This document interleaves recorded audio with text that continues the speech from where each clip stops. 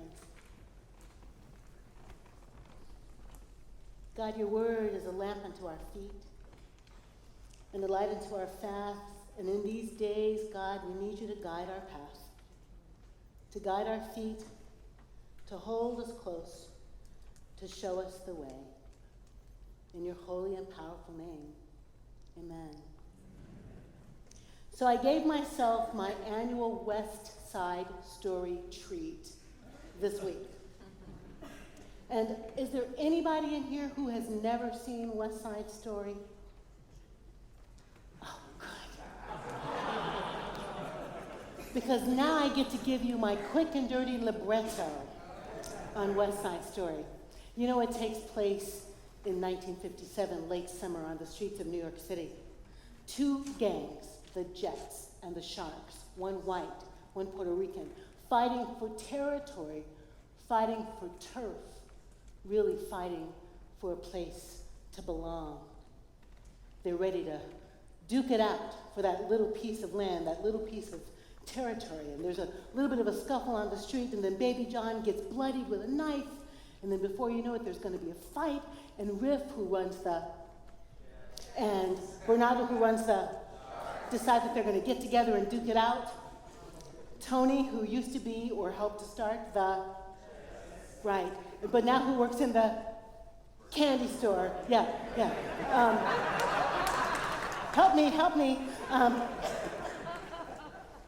Is supposed to, kind of stand and take the bad news to the dance. But when Riff goes to see Tony at the candy store, Tony says, I don't know, something good's coming. Something's coming, I don't know what it is, but it is gonna be great. The air is humming, and something great is coming. Okay. And then all of that energy goes to the dance, and there's the music. But then that really hot music.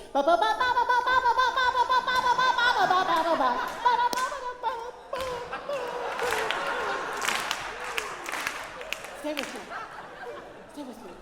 So there's all that dance and there's all that tension, and then Maria goes home, but not until she has that trancy thing with Tony where all the people disappear and they love each other and they look across and it's love at first sight, because it is, after all, Romeo and Juliet. They have a down-low meeting on the terrace outside of her window. In the meantime, the hot and steamy Puerto Rican people are up on the roof talking about the pros and cons of America. I want to be in America. Okay, by being in America. Everything free. America. For us, my be in America. Huh? Yeah, all of that. Okay, Tony's in a good mood. He's sung his song. He's with Doc. He's going to go to the dance. He's going to meet Maria at the bridal shop. She's oh so pretty.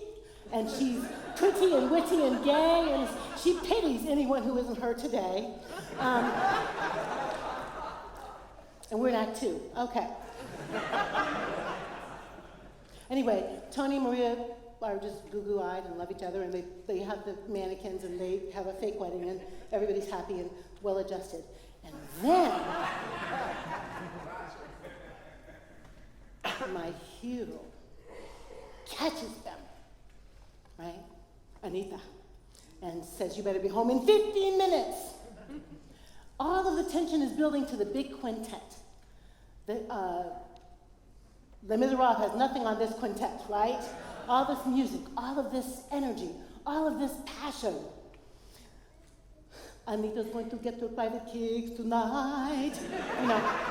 Tonight, won't he get us? Tonight, we're going to rock 'em tonight.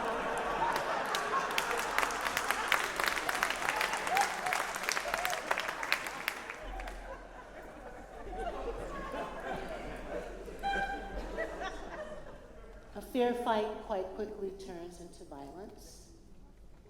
Their anger flashes like the metal on the blade.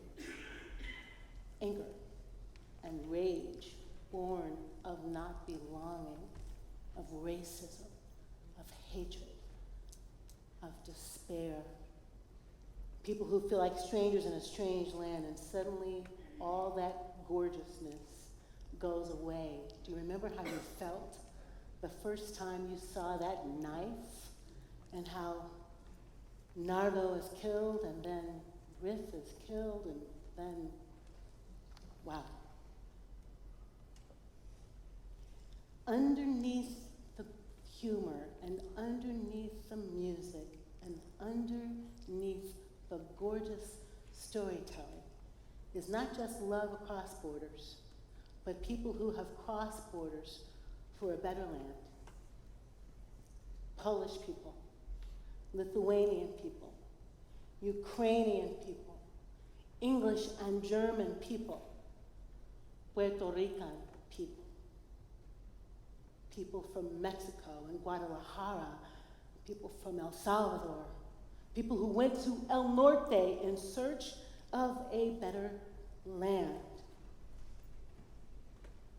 The violence that is poverty, the violence that is left outsiderness, the violence that is despair born of hopelessness is the violence that kills those fictional folk. And it's the violence that kills the souls of too many brown people in America. Somebody say amen. Amen. Ricardo Jimenez is a real-life Bernardo, ambivalent about life in America. He writes, I want to be in America, but the price of being American was too high to pay. His parents brought him to Chicago when he was an infant, and while agitating for Puerto Ricans' study program in his dilapidated high school in the poor part of town, he started asking questions about what it meant to be Puerto Rican, and what he unearthed radicalized him. He writes, I found out that we had a father of our country. We have poets and artists and authors in our country. How come? Why didn't we know about it? Why is this happening? He wondered. He was one of 11 members of the Fuerzas Armadas de Liberación Nacional, who were arrested in Evanston, Illinois in 1980, linked with bombings in which there was no loss of life, but they were accused of conspiracy and sedition, and they were sent to prison. They weren't fighting for a little stretch of land under a New York highway, but they were fighting for an end to colonialism in Puerto Rico. We did not confront the U.S., he wrote. The U.S. confronted us. They are the ones who invaded our land. Now, hear me. I am not standing up here advocating for violence. I am suggesting that violence breeds violence. And I am suggesting that violence happens before knives flash and before guns are pulled. The violence done to people of color at the hand of imperialism and in the name of manifest destiny ought to shock us to our core. Are you shocked with me, middle people? When Jimenez received clemency after 19 and a half years in prison, he denounced violence, like I do today, and advocated for the democratic process to liberate Puerto Rico from what he calls colonialism. I don't know if all Puerto Rican people think of themselves as being colonized by the Americas. If I took a poll in here, I'll bet I'd get different answers from my Puerto Rican friends. But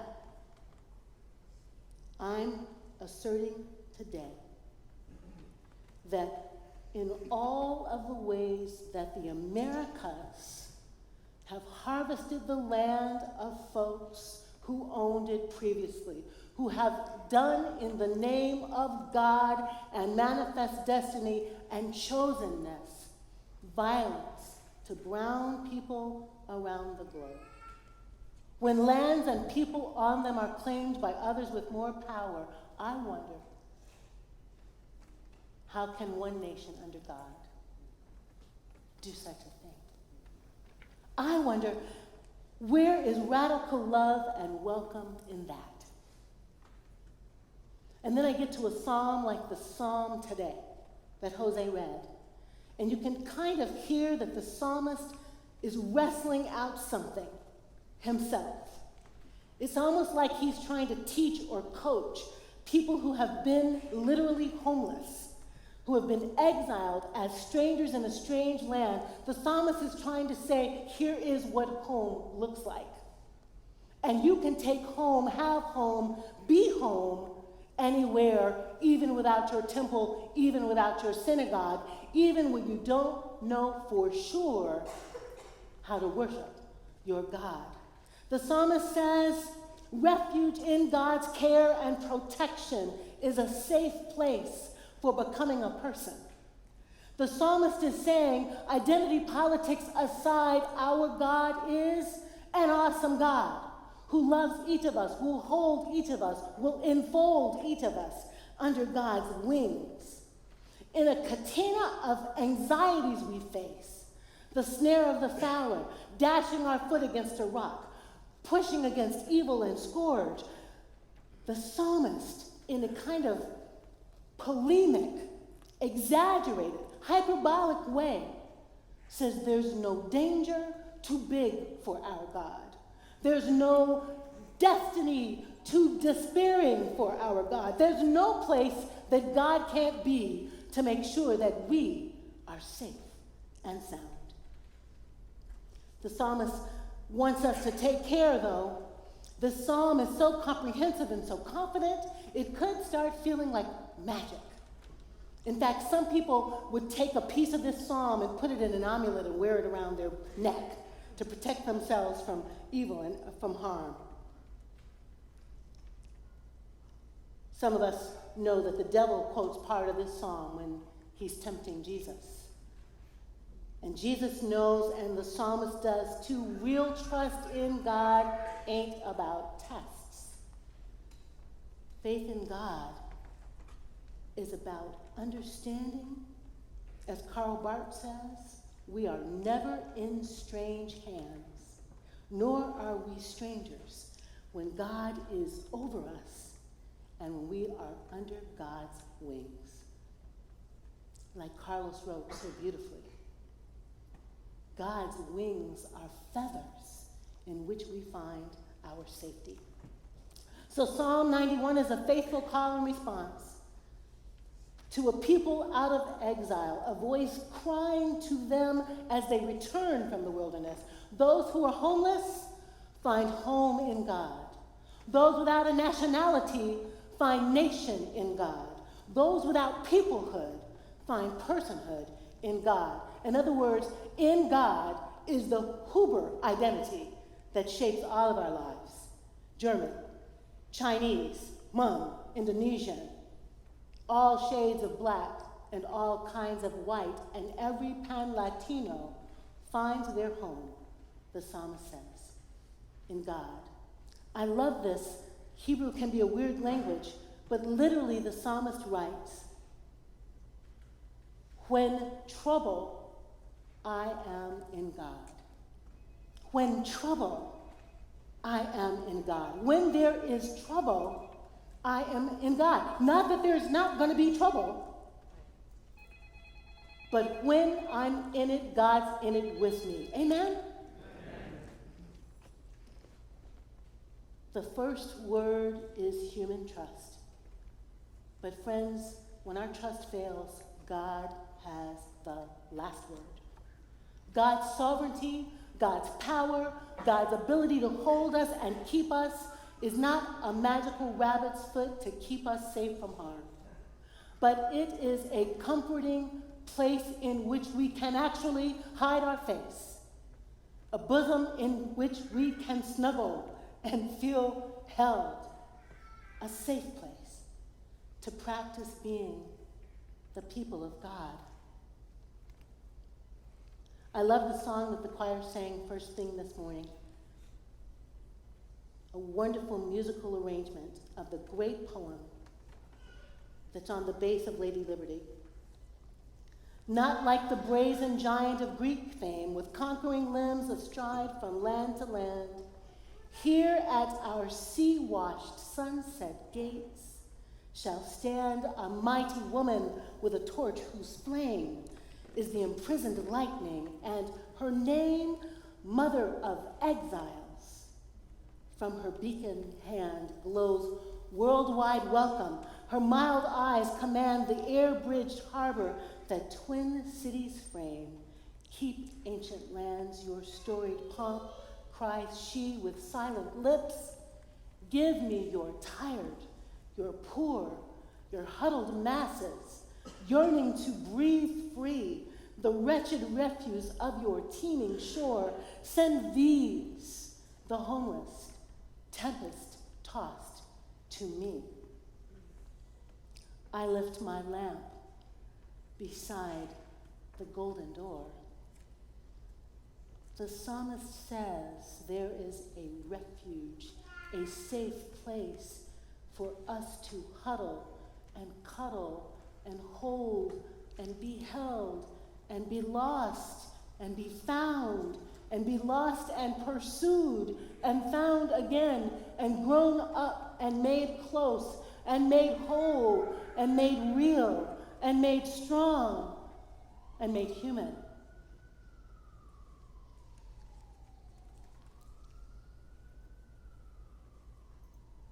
And then Richard Smallwood says, Lord, in your arms there is much peace, and from the storm I find relief, because I love you, you rescued me in the shelter of your arms. Hurt by the pain that life can bring, steadfast unto your word I cling. Lord, I find refuge beneath your wing, in the shelter of your arms, in the shelter of God's arms.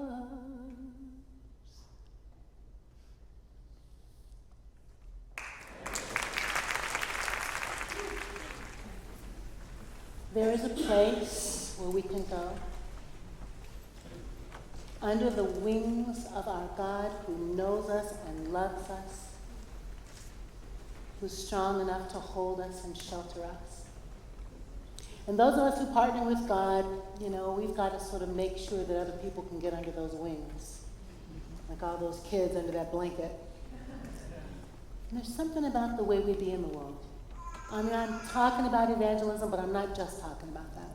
I'm talking about us being radically loving, us checking our racism at the door, us being warm and inviting. When they see us, they'll know about the safe place. There's a place for us, somewhere a place for us. Hold my hand, and I'll take you there. Hold my hand, and we're halfway there. Someday, somehow, we'll find a new way of living. We'll find a way of forgiving. Someday. Somehow. Some way. God bless you. I love you.